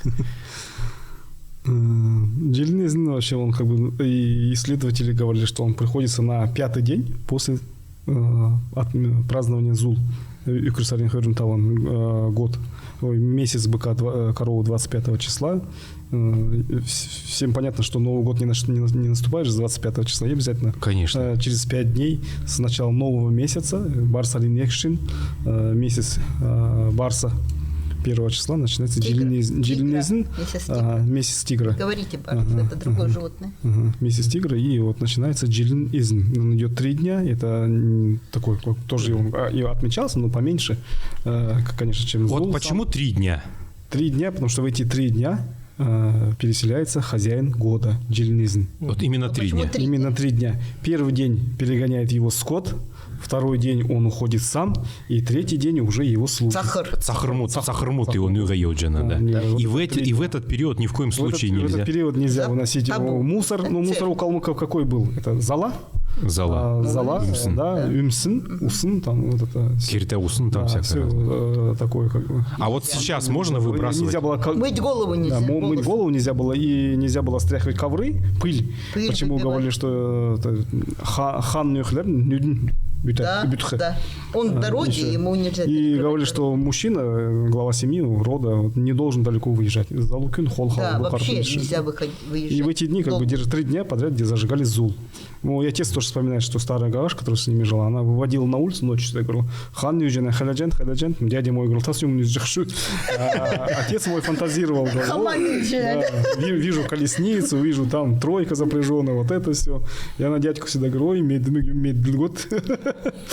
Позвольте добавлю, да, немножко про Джилинезин. Вот есть еще, наверняка многие слышали, что Джилинезин, значит, наступает в 21 или 22 декабря, а кто-то говорит первый лунный день месяца тигра. На самом деле оба эти варианта, они правильные. Сейчас я просто объясню, почему. Вообще изначально Джилинезин, то есть день, когда меняется хозяин года, изначально он был в день зимнего солнцестояния. Это 21 или 22 декабря? 21, чаще всего 21 или 22 декабря, день зимнего солнцестояния. Это, можно сказать, такая отправная точка для вот следующего цикла года. Но для того, что, ну, вообще астрология, как вы понимаете, это система, которая должна как бы работать, да, как часы, и очень сложно было день зимнего солнцестояния соотнести с лунным календарем, потому что он постоянно относительно лунной даты постоянно туда, ту или другую сторону смещался. А по Джилинезин определяется год человека. То есть под влиянием какого Джилинезин человек родился, год того он и будет считаться. Например, если человек родился под влиянием года лошади, то есть когда Джилинезин был год лошади, то он будет считаться год лошади и так далее. Поэтому сам Джилинезин – это важная такая астрологическая характеристика. Вот, но очень сложно в лунном календаре вот эту дату, да, соотнести, поэтому астрологами было принято, в общем, было принято считать, что Джилинезин, значит, это наступает в первый лунный день месяца тигра. То есть через 5 или 6 дней после празднования Зула. То есть сначала идет месяц коровы, 25 лунный день мы отмечаем Зул, а потом через 5 дней наступает первый лунный день месяца тигра, и астрологами принято теперь считать, что этот день Джилинезин. Ну, поскольку в этот день меняется хозяин года, соответственно, это наступает новый цикл для, значит, всего абсолютно, потому что новый хозяин года, он по-разному влияет на людей в зависимости от их года рождения, элемента рождения, там, мева при рождении и так далее, и так далее. Ну, логично, что это, значит, какой-то новый такой маленький цикл для человека. Поэтому калмыки посчитали, ну, раз это новый цикл, значит, это мы добавляем к возрасту 1 год. И раз он по-другому влияет на, значит, все остальное, значит, это будет считаться Новым годом. Давайте еще один очень важный вопрос обсудим. А кто такой, собственно, хозяин года? Вот Джилинезин, Джилиноин, Джилинхан, его называют в разных традициях по-разному. Но вот множество работ, а потом еще и ряд каких-то спекуляций на эту тему говорит о том, что Джилинезин – это Цаганавы или белый старец. Кстати, надо сказать, что до революции он не назывался Ааву, он назывался Уевген, а Ааву он стал уже после революции. И вот кто такой Джилинезин? Это Цаганава, и если он кочует 3 дня, то зачем он возвращается обратно, и когда он это делает? Если он уходит, мы говорим, нельзя трясти ковры, нельзя делать то, это, 5-10, то когда он приходит обратно? Вообще, что такое Джилинезин? Цаганава это или кто-то другой? Ну, поскольку своя, значит, астрологическая система у нас опирается на коренной трактат Вайдыря Карпо или Берил, который написал Десесинги Кецо, да, Реген 5-го. Да, Цагамбиндрия по-калмыцки. Ага. Там, значит, хозяин года, во-первых, это не один. Хозяев года бывает 12, которые сменяют друг друга вот как раз-таки в день, первый лунный день месяца тигра. У каждого из этих хозяев года есть своя, ну, там, куча родственников, своя свита, которые вместе с ним как бы совершают эту перекочевку. То есть в тексте Вайдыря Карпо там не значится, что хозяева года это Цагановгун или Цаганавы и так далее. Но откуда появилось это утверждение, честно говоря, сказать сложно. Вот, но однозначно, ну, даже логически можно предположить, если это одно и то же, скажем так, одно и то же божество, хозяин года, зачем ему куда-то откачевывать и потом, и когда ему возвращаться, собственно. Вот я специально задал этот вопрос, потому что я читал несколько астрологических текстов, и там очень четко написано, что Джилин изн Арун Хойр Джилин Джилин Игенболдок. Это в айратских текстах написано, я в нескольких текстах это видел. Однако у нас вот почему-то в Калмыкии какое-то такое вот заблуждение или что-то. Цаганава, он всегда остается с народом, всегда остается с людьми, потому что он хозяин и должен постоянно, непрерывно на протяжении всего периода, и день, и ночь следить за людьми. А откачевывать, потом возвращаться ему смысла большого нет. Я это тоже понимаю. Поэтому здесь очень, наверное, это прям явно ошибочное такое явление. Старая айратская песня же Алтаханга шилин, ардың көкіржден гәні, өнчин буырылуын, авын, өнди манигі дақына. Это, наверное, про белостарцев. Вот именно, Өнчин бурыл. Өнчин бурыл, авын, онди мань. Дангин, там как я по рифме. Онди манигі дақына. Ондин Маднига Дахна. То есть он постоянно следует за людьми. Он не может откачевывать, потом прикачевывать обратно. Иначе получится какой-то промежуток времени, когда он вообще не будет за нами смотреть, следить, помогать нам. И получится, что это какой-то... Что тогда? Шулмусы будут управлять нами? Или как это вот? Покровительство. Он же покровительствует. Он покровительствует, да. Если он свое покровительство как бы снимает и уходит, а кто тогда покровительствует? То есть мы остаемся без защиты. То есть как-то это вот немножко не вяжется. Поэтому вот все-таки в айратских астрологических текстах написано, что это Арун Хойр Джилин Ниген Болдок. А вот и в главном трактате Цаган Бендерия, Вайдурия Карпо или Белый Берил, там описывается, что это действительно является покровитель года. Это животные из цикла этих 12 животных. Ну, и таким образом получается, что Джилинизм начинает свою перекочевку в первый день месяца Барса, месяца Тигра. Барсарин Ниген Шины. И Гурун Шинды, то есть на третий день он завершает ее. Когда приходит новый хозяин года, Юнтенгелюнгела Руляевна, он приходит сразу или он тоже 3 дня или какой-то длительный период заступает в свои владения? Но по нашему трактату он в первый лунный день уже приходит новый хозяин. То есть один откачевывает, другой это параллельный процесс? Ну, по идее, если год начинается, да. Ну как же, если мы говорим, есть, наступил год это, то есть, а что в рассвет первого лунного дня месяца Тигра уже вступает в свои полномочия, в свои права новый хозяин года. Ну, так же, как сменяется все. Даже часы в сутках, да, правильно? Друг за другом все идет. Друг за другом сменяется. Опять же, эти же 12... В той же последовательности, абсолютно. То есть никакой это точно не Цаганаву, который там уезжает, приезжает? Не, ну, мы сейчас же говорим про месяц Тигра, да? Да. Что когда начинается про это. Не, вообще, когда мы спорим, ну, не мы спорим, а вообще люди спорят о таких вещах, когда серьезных... Лучше всего, чтобы люди приводили какие-то аргументы, опираясь на коренные тексты, на какие-то каноны, трактаты, в которые можно смотреть. А иначе, получается, я так слышал когда-то, мне кто-то так сказал, одна бабушка, но можно что угодно сказать, да. Не, надо быть специалистом в этом. Да. Прежде всего нужно быть специалистом. Да, в медицине я же не могу там делать операции или еще что-то. Ну и фольклорный текст это тоже как является тоже аргументом. Потому что оно тоже через сколько поколений шло, и это тоже можно. Ну, если это не такие фольклорные тексты, как анекдоты там нет, или... анекдоты, частушки нет, конечно.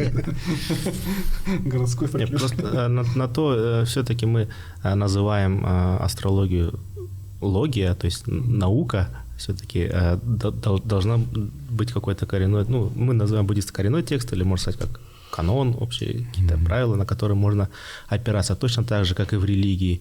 Мы не можем каждый как угодно трактовать, допустим, буддийское учение. Есть канон, есть конгюр, есть тенгюр, там, да, есть там ламрим, то есть известные такие труды, трактаты, на которые необходимо опираться, когда мы говорим то или иное. Нельзя просто брать и трактовать по-своему. Это так.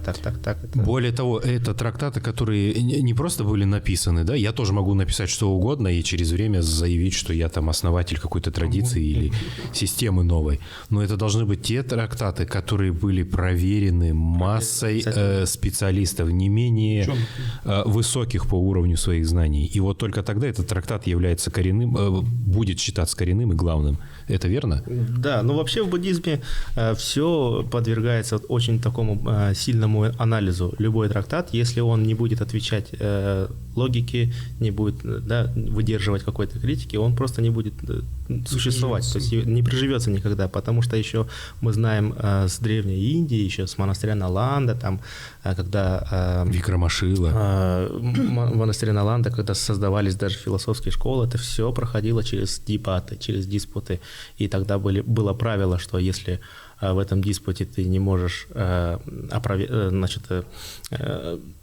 доказать свою точку зрения, да, а твой оппонент доказал тебе его точку зрения, ты обязан принять его точку зрения или утопиться в речке. То есть, прям серьезно утопиться в речке? Ну, так рассказывается, что или ты принимай, или утопить в речке, потому что нельзя так просто, когда тебе все логически доказали, тебе сказать нечего, объяснить не можешь, а ты все равно, все равно не так. Ну вот у нас, например, я несколько раз спорил на Фейсбуке с некоторыми людьми, и все сводится к тому, что я знаю, потому что я это знаю, потому что у меня бабушка так делала. Или я знаю, потому что тебе надо еще учиться. Вот многие люди, которые там защитили там какие-то себе диссертации или еще что-то, в спорах, когда уже не остается аргументов, они начинают говорить: а ты же не защитился, поэтому все, ты не прав, ты плохой, а я же-то защищенный. Ну, на мой взгляд, это не аргумент вообще совершенно. Я мог защититься я не знаю, по обжигу кирпича. Да, а спорить я не знаю, о орбитах планет, ну, то есть это ни о чем не говорит, поэтому здесь именно важно логическое обоснование, действительно, как вот ньяя, да, это теория логического познания. Давайте вернемся к празднованию Цагансар. Мы уже обсудили с вами, как приходит Окон Тенгер, как не нужно себя вести для того, чтобы она посчитала нас живыми, а не мертвыми, какие подношения нам нужно ставить у себя на алтаре, какие подношения мы должны относить родственникам, какие подношения мы должны относить в Хурулу.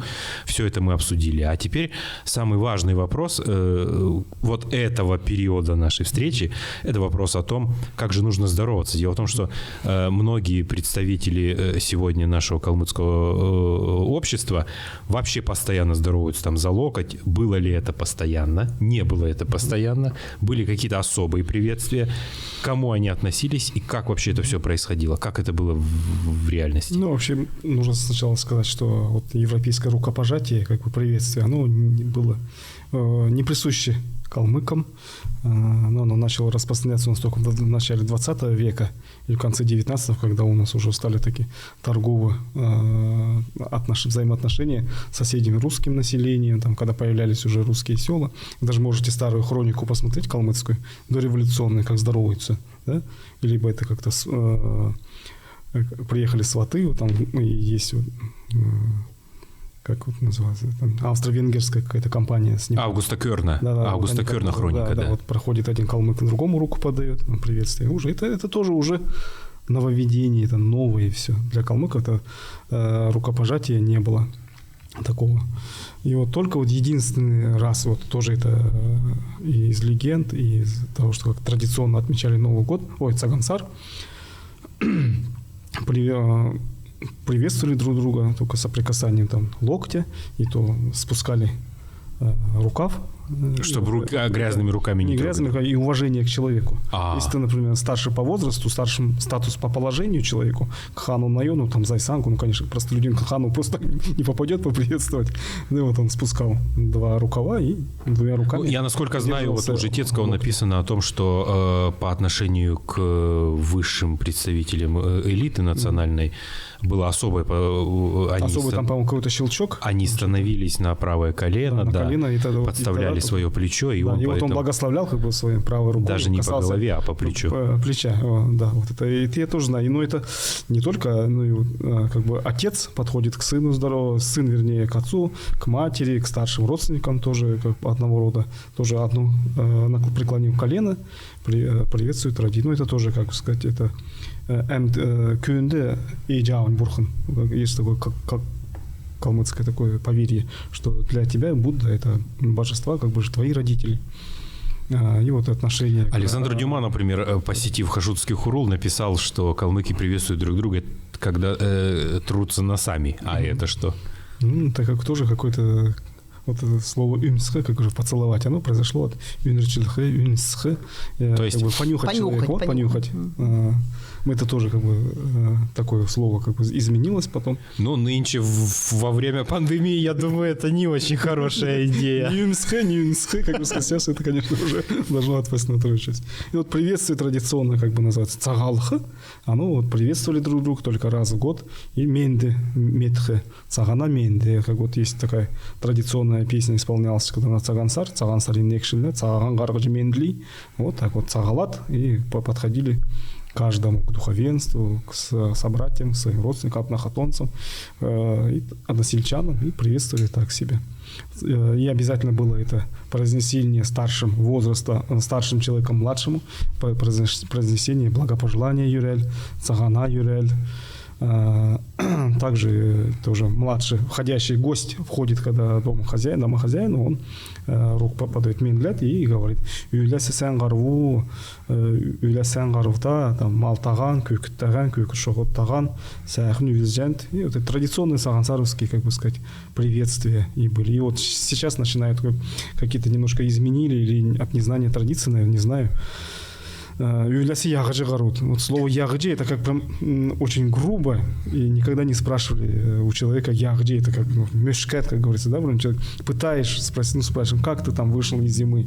И слово ягыджи, оно как бы здесь не должно присутствовать. Нет. Юляси гарут, если всегда говорить гемго, там гарва, это тоже неправильно, неверно. С калмыцкой точки зрения нужно всегда говорить односложно гарва. Күйктаган гару, малтаган гарут. Скотоводческое приветствие. Гарва, кратко гарва. Даже наше калмыцкое приветствие, айратское приветствие, оно зафиксировано в киргизском эпосе «Манас». Даже вы знаете, кто читал. Там калмыки как здороваются с друг другом. Один кричит «мендю», а отвечает ему «бэне». Вот так. Традиционное как бы приветствие калмыков. Там нигде не описано, что они рукопожатие какое-то было и прочее. Словесное какое-то такое, вербальное приветствие у калмыков. Причем цёнугас тоучтансян. Да, и один раз они приветствовали друг руку, давали руку только на цагансар. Ритуальные клише. Клишированные выражения. Я думаю, вместо того, чтобы спорить о том, когда праздновать цагансар, лучше бы возродили вот эти элементы национальной культуры. Культуры нужно возрождать. Они ведь не до конца как бы сейчас утратились. Они где-то в какой-то слое общества они живут, где-то есть они. Кто-то, может быть, и не говорит. Но если их ты не знаешь, почитай наших старых писателей, старых поэтов, кто еще захватил ту старую жизнь. Кельнугаволха Ярджушка. Ну, можно и на русском переводе прочитать. Я, например, в свое время впервые прочитал Бадмина Алексея в Мукибен на русском языке. Мне всегда интересовали эти сноски внизу, когда калмыцкие слова. Вот такое-то слово. И всегда было сколько устарело, это буддийский монах, там, гелюм, кецул, там, манджи, еще какой-то там религиозный термин, это интересно. А потом уже после этого, когда ты прочитал на русском, идешь за калмыцким оригиналом. Нужно какое-то новое слово, оно где-то в оригинале оно же лучше звучит. Ну вот в эпосе Джангар есть. Алексея, кстати, очень много вот таких. Да, у него много таких. Даже его в начале 90-х, помните, древние легенды и очерк о Цагансаре какой прекрасный. Он вспоминает своей мамой. Пошел как раз вот Йон Тенгелюнг, уважаемый, говорит, что ночью молебен, когда служба начинается до зари, он говорит, что у калмыков эта служба начинает перед Цагансаром, Цагансаровская называлась «дюлян». И он дает пояснение, «сёдюля», слово «сёдюля», всю ночь шла служба. Богослужение. Вот о чем мы и говорим. Маленький мальчик Кырчая шел со своей мамой в Дундухурул. И вот он говорит, когда мама сказала «Цухрат гар, там, пяться», на пятиться нужно выходить, и он незаметно спиной как коснулся изображения Контенгри. Вот он говорит, я напугался, вот маленький мальчик, вот это все читали, я на хрестоматийной, и в школе, и в старшем возрасте, и в младшем. Интересно было для нас, людей, как родившихся в Советском Союзе, не знающих, что такое культура, а вот именно писатели старшего поколения, через их романы, через их произведения, вот узнавали мы о таком. Я думаю, Бадмар Викторович, Надежда Ивановна Коншаева будет очень благодарна. После нашего эфира куча людей пойдет читать Мукывин Алексея Бадмаева. А вот это вообще великолепный роман. И я думаю, что есть еще масса интересных. А вот возвращаясь к приветствию, есть какой-то сакральный смысл этого приветствия у калмыков? Бадмар Викторович, как это это приветствие происходит? На Цагансар Цагалхы, оно тоже связано с ним одна легенда, когда Окон Тенгри, победив Мангаса, свирепого, вернулась домой в битве, ведь у нее по локоть в крови, как говорится, Таринху Цусун, Тохаца Цусун, и она вот идет, приветствует по одной версии легенды, она идет старшим Бакшой приветствовать его с Гелюнгом. С Гелюнгом. И вот она опустила рукава, чтобы спрятать кровь на руках, и вот поприветствовала нас с Цагансаром, с праздником. Также, говорят, это эстетический монгол, то, что руки не часто же ведь мыли, а поприветствовать тоже нужно этот Керем Бултулат, пряча свои руки, натруженные мозоли Эрсен, и вот спускали рукава. Монгольские рукава мы знаем какие. И вот они больше, длиннее, чем рукави, вот они подходили и приветствовали. Это вообще знак уважения, когда ты не голым там вот так подходишь приветствовать, а вот именно это чисто восточный этикет, монгольский этикет, что ты, например, если по-европейски мы, по-русски, как говорится, знаем, что человека приветствует шляпочно, она шляпу снимает, то у калмыков обязательно нужно приветствовать и сидеть. За шляпу калмыки не снимают точно. В головном уборе. Это мы знаем, да, прекрасно, что, как сказать, даже мы когда вот в школу заходили, в класс, все знаете, учитель первое слово говорил всегда: снимаем головные уборы. Все, снимать должны. Никогда не любил это. А по-калмыцки мы не должны снимать вообще головной убор, зайдя в дом. Только в хуруле, только в храме. Перед алтарем, там, перед уважаемыми монахами всегда мы снимаем головной убор. Мы вот все знаем. Почему-то сейчас вот у нас никто ни замечаний не делает. Бабушки, женщины, некоторые сидят в платках в храме. Это никак нельзя. Вы посмотрите старые картины Чернецова, изображение хушутовского хурула, идет служба, монахи сидят, и верующие обходят вокруг, внутри у алтаря. Группа женщин идет, они все без головных уборов, без шапок. Мужчины идут, все без шапок. И даже когда на улице кюрде крутят, вот это дундухурул, мы посмотрим, видите, они даже перед кюрде крутят, снимают головные уборы. Это понятно, видите, наверное, это, скорее всего, влияние русское, потому что, думают, в русскую церковь заходит женщина обязательно в головном уборе, и думают, что у нас народная традиция головной убор в буддизме, вернее, по крайней мере, в храме все снимают. Это вот, представляете, насколько мы оторвались, да, от своей традиционной культуры. Это вообще просто невероятно. Элара Блявина, вот возвращаясь к отрыву от традиционной культуры, наверное, нужно бы сказать о том, что наши месяцы, лунные месяцы совершенно не соответствуют григорианским. Когда в школе нас учат, что декабрь – это Барсар, это неправильно. Вот я знаю, что вы много раз писали об этом и в газетах, и выступали с этими идеями, но до сих пор ВОС и ныне там, и люди упорно, буквально недавно я встречался с одним человеком, и он мне начал доказывать, что это не так. Скажите, пожалуйста, для всех наших зрителей, которые будут смотреть этот эфир, этот подкаст, как правильно и почему они не соответствуют? Это разные календарные системы, да? Правильно? Григорианский календарь, общий мировой календарь, которым мы пользуемся, и вот в русский, да? Мы живем в России.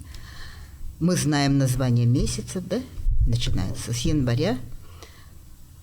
И, конечно, они приблизительно соответствуют. Но так получается иногда, что даже на один месяц григорианский, да, выпадает 2 месяца калмыцких.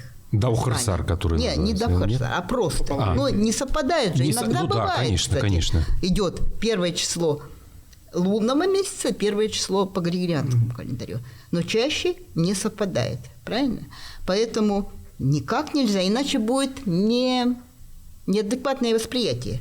Вот напишут «Лусарин Арвандерюн». И я должна думать, то ли это по калмыцкому лунному календарю, да? Лусарин Арвандерюн, а по григорианскому это будет, я не знаю, там, допустим, 5 февраля. Да, это не соответственно, например, в школе. Или же речь идет о феврале, да? А в школе учат детей, да, что пишут, допустим, 1 число января, да, пишут что? Тула Сарин Ниган. А Тула Сарин Ниган, может быть, это Это же лунный месяц. Ну, это не январь, не первый это январь. разные, как вот сказать. Системы Мы вообще. не можем, да. Это же не одинаковое, это не эквивалент. Конечно, нет. Это не эквивалент, это разные реалии. Ну вот. Это безэквивалентная лексика. Поэтому мы должны по-русски писать. Февраль, сарин. Декабрь, сарин, или там февраль, сарин, или февралин. Там Помните, раньше, сколько? на 90-е годы... Ну вот сегодня какое число у нас? 17 февраля, да? 17 февраля же, да? По лунному 16 Нет, сегодня. Григориан. Григориан, да, 17. Вот мы пишем февраль. Эндер, февралин, арван, долан. Февраль, сарин, арван, долан. Февраль, сарин, арван, долан. А по лунному календарю, Тула, соответственно, там другое число, да, допустим. Но сегодня... Тула, что? сарин, Тула, сарин, арван, зурган. Арван, да. Тула, сарин, арун, зурган. То есть, видите, насколько. И вот еще один такой явный пример этого нужно сказать. Когда Нет, вот смотрите еще, кстати, Зул, мы говорили просто по Зулу, да? Дата Зула, она по лунному календарю устойчивая. Юкыр, сарин, хорентабун. Хорентабун. Ну, никуда не денешься. 25 число месяца коровы, да? А по григорианскому календарю это может быть и в декабре, и в ноябре. Понимаете? Да. И что? Мы так и должны писать, что Ну вот, по-калмыцки это будет Юкыр, сарин, хорентабун, а в данный год это выпадает, допустим, ну, на 2 декабря, да? Или там... тогда мы должны... если, например, в этом году Зулу наступил у нас 29 декабря. 29 декабря, и дети бы это записывали в школе сейчас. Они бы записали бар, сарин, хорен, ясн. Да. А это никак. Но Мы знаем, как это Юкыр, уложить сарин, в голову, если фактически это Юкыр, сарин, хорен, тавун? Да. Вот, то есть, уважаемые учителя, все те, кто будет смотреть этот подкаст, я хочу прямо особо подчеркнуть, что давайте перестанем учить своих детей неверно называть и записывать месяцы.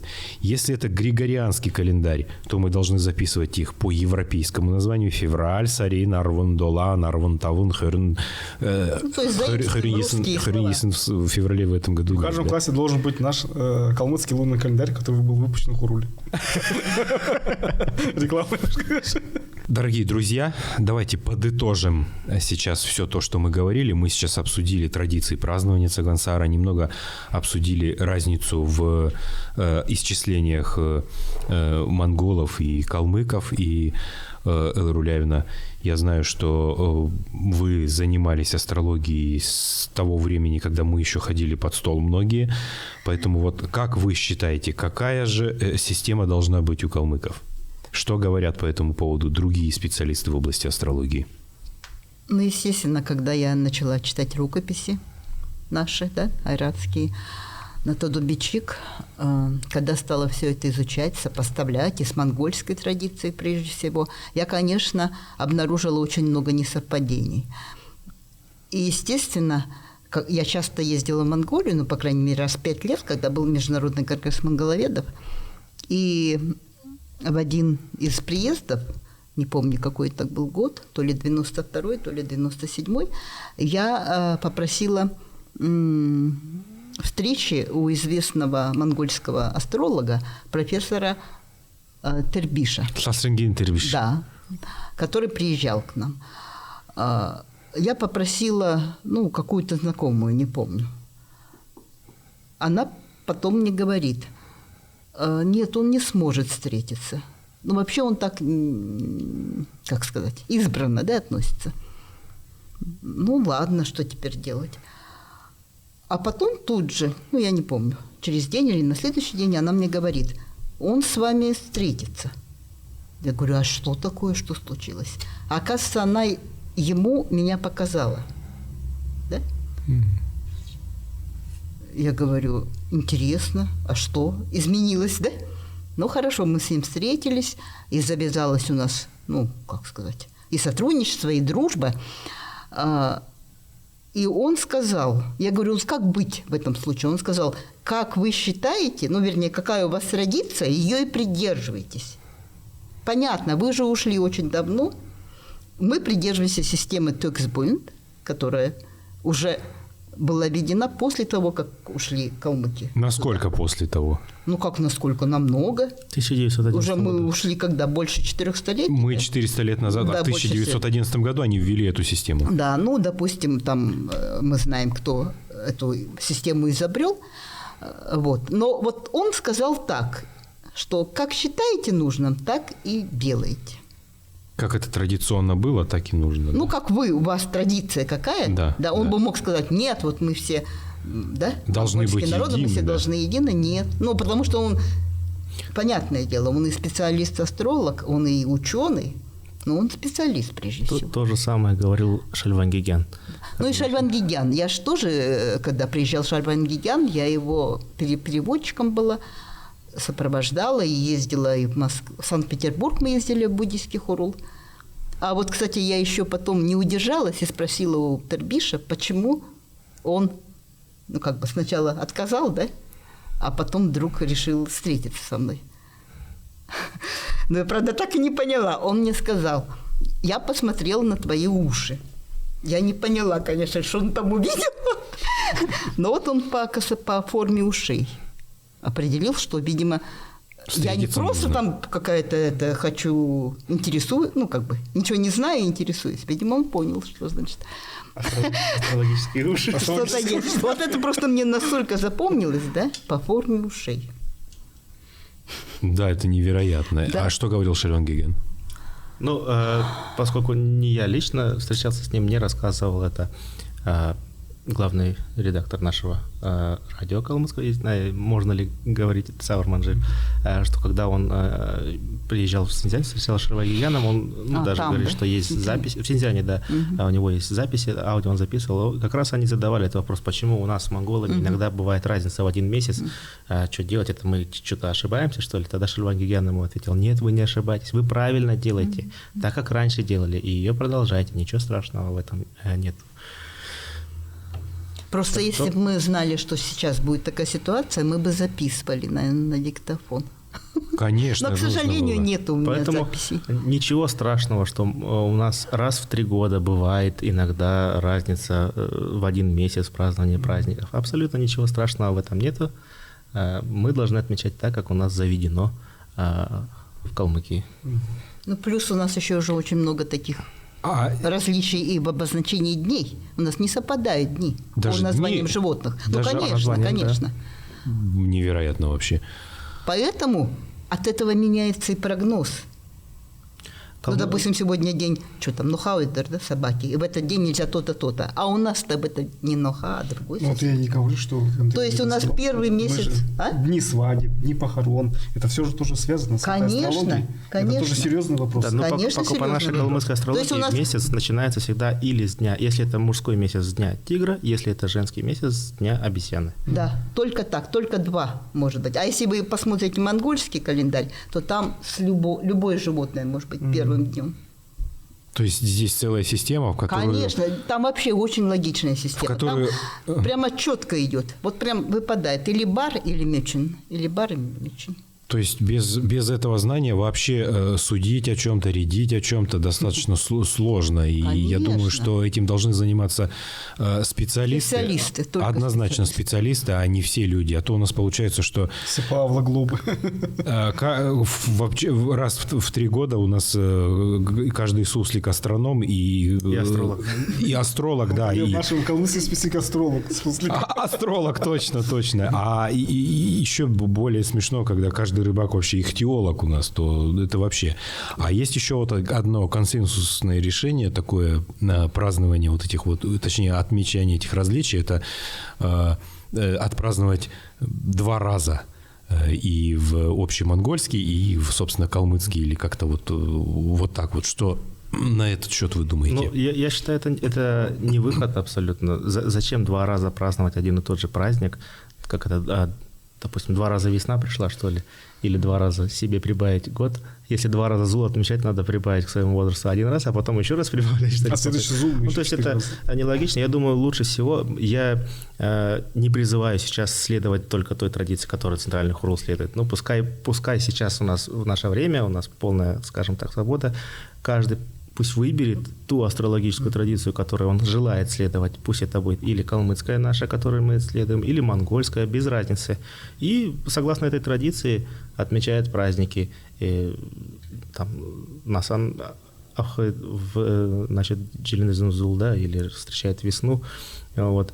Но все споры, которые сейчас происходят в интернете, это, по сути, там не споры между традициями, между астрологическими традициями, потому что, в принципе, люди, не зная астрологических традиций, не разбираясь, это сложно сказать, что, допустим, какие-то люди приверженцы традиции Сумбахамбо и Шепельджора, а другие приверженцы традиции Тесесенгегесо.